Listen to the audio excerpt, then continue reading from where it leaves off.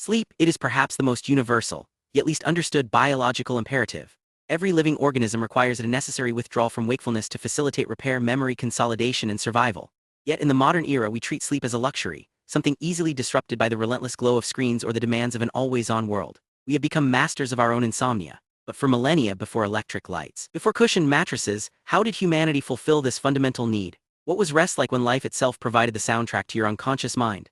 This journey requires us to redefine what sleep meant, a concept that varied wildly depending on culture, environment, and even season. We must look beyond our own comfortable beds and examine the deep history of human slumber. From the rhythmic sounds of tribal life to the quiet vigilance required by early settlements, sleep was never a passive state.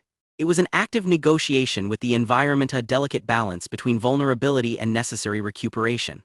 Understanding this history means understanding that rest itself was a profoundly social and physical act. The earliest human dwellings were dictated entirely by geography. Before constructed shelter, survival demanded finding natural protection, the deep overhangs of rock faces or the cool embrace of a cave mouth. Here, sleep was not an individual affair, it was a communal necessity. The group slept together for immediate reasons: warmth against harsh nights and collective vigilance against predators. Sharing space wasn't merely convenient, it was critical to survival itself. Physical proximity provided both insulation and psychological security. While the concept of private rest was utterly alien, the shared experience of sleep forged profound social bonds. These shelters were not just places to hibernate, they were hubs for group cohesion, where the safety of the collective superseded the comfort of the individual. The rhythms of breathing, the murmurs of sleeping forms, these sounds defined a deep, primal rhythm of life and rest in the Paleolithic world. Evidence from archaeological sites confirms this pattern. Clustered hearths and discarded tools suggest shared sleeping areas. The warmth of a central fire, combined with bodies pressed together, created a microclimate of safety. This communal rest was foundational to early human social structure. The settled life, however, introduced new complexities to the act of sleep. As groups transitioned from nomadic existence to semi-permanent encampments, the dawn of the Neolithic era, the need for more defined shelter became paramount. While communal sleeping remained the norm, the very concept of personal space began to emerge. Early dwellings, whether simple huts constructed of wood and thatch or rudimentary shelters dug into the earth, offered a degree of protection previously unknown. These structures did not immediately grant privacy as we understand it today. Rather, they provided a collective buffer against the elements and nocturnal predators. Yet within these shared spaces, humans began to establish boundaries. Natural materials, a pile of gathered brush, a woven mat, or even simply positioning oneself behind a larger structural pillar were used to delineate temporary zones of rest. This subtle assertion of individual space marked a significant cognitive shift, recognizing the need not just for safety from outside threat, but for psychological separation within the group itself. These early boundaries were crucial for maintaining individual comfort and perceived safety. The use of woven grasses or animal hides further refined these zones, suggesting an increasing value placed on personal rest areas within the communal shelter. As settled life took root across Mesopotamia and the Nile Valley, the concept of private space began to take physical shape. The early village home was not designed for individual repose. It was a tightly packed unit of necessity, built from readily available mud brick or rough-hewn timber. Sleeping arrangements were dictated by these architectural constraints. Families lived in close proximity, sharing air and limited resources within thick, windowless walls. While the psychological need for separation persisted, the physical reality often demanded shared rest areas on woven mats laid directly on packed earth floors.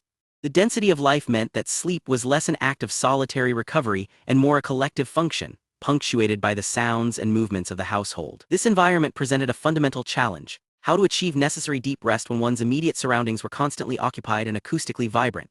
It was in this challenging domestic landscape that early human adaptations for managing communal sleep began to emerge. The lack of dedicated sleeping quarters meant that warmth was often communal, relying on banked fires in central courtyards. These shared. As civilization advanced and permanent structures became the norm, the constraints of communal living began to give way to subtle differentiations of space.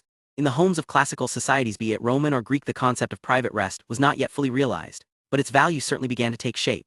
Status started to dictate where one slept, even if that where was merely a slightly elevated platform within a larger atrium or chamber. The wealthy could afford to separate their sleeping area from the general flow of household activity, a physical demarcation signaling social standing and personal importance. These specialized resting zones suggested a growing cultural appreciation for the boundary between public life and private recuperation.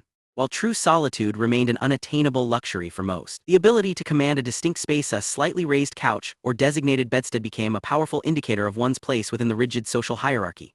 Sleep became less purely biological and more deeply intertwined with visible markers of wealth and refinement. The use of specialized furniture such as elaborate couches, lectus, or dabs further emphasized this separation.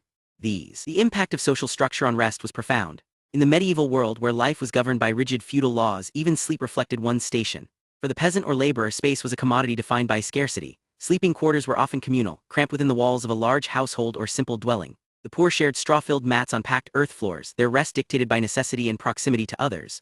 Conversely, nobility enjoyed arrangements that physically separated them from the common populace.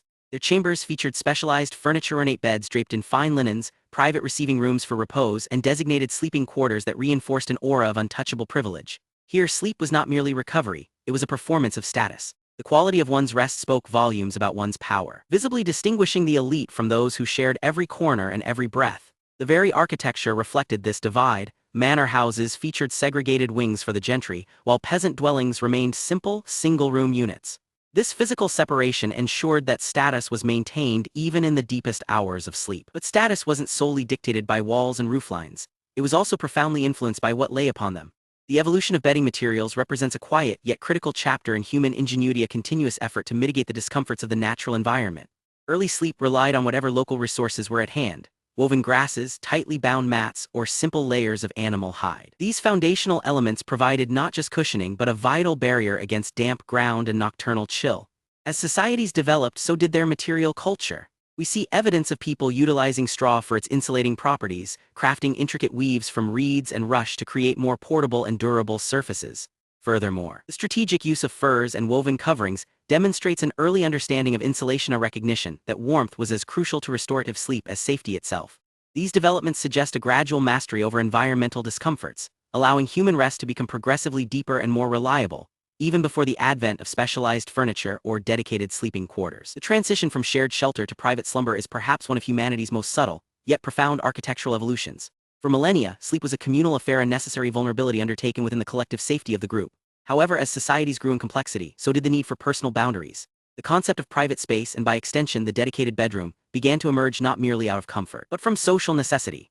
As status became visibly tied to individual identity, a physical enclosure became an extension of self. These early private chambers served multiple functions. They were places of rest, yes, but also stages for personal ritual, secure repositories for valuable possessions, and zones where the elite could manage their public image away from the communal gaze. The bedroom thus evolved from a simple sleeping area into a highly specialized room, reflecting an increasingly stratified social order and a growing demand for individual autonomy. Archaeological evidence suggests the shift accelerated dramatically with settled agricultural communities. The physical separation of sleeping quarters marked a tangible marker of emerging class divisions, solidifying the bedroom's role as a private sanctuary for the powerful. So we see a clear trajectory, from the communal exposed ground of the Paleolithic cave to the defined domestic spaces of the classical era, and finally to the specialized chambers of our modern homes. The evolution is not merely one of architecture. It reflects profound shifts in human culture, social structure, and even individual psychology. Early sleep was a shared, collective experience and necessity for survival within a tight-knit group. As society stabilized and private property became paramount, the need to demarcate personal space grew. This physical separation allowed for what we might call sleep autonomy. The modern bedroom, therefore, is not just a place to rest, it is an elaborate cultural construct. It embodies our capacity for individualism, our ability to carve out protected zones of self in an increasingly complex world. While the function remains simple, to restore the body and mind, the meaning behind that sleep has become incredibly sophisticated, marking one of humanity's most enduring and evolved achievements. This journey culminates in specialized bedding, blackout curtains, and temperature control, each a refinement built upon millennia of need. The modern sleep ritual is thus a testament to our mastery over environment itself.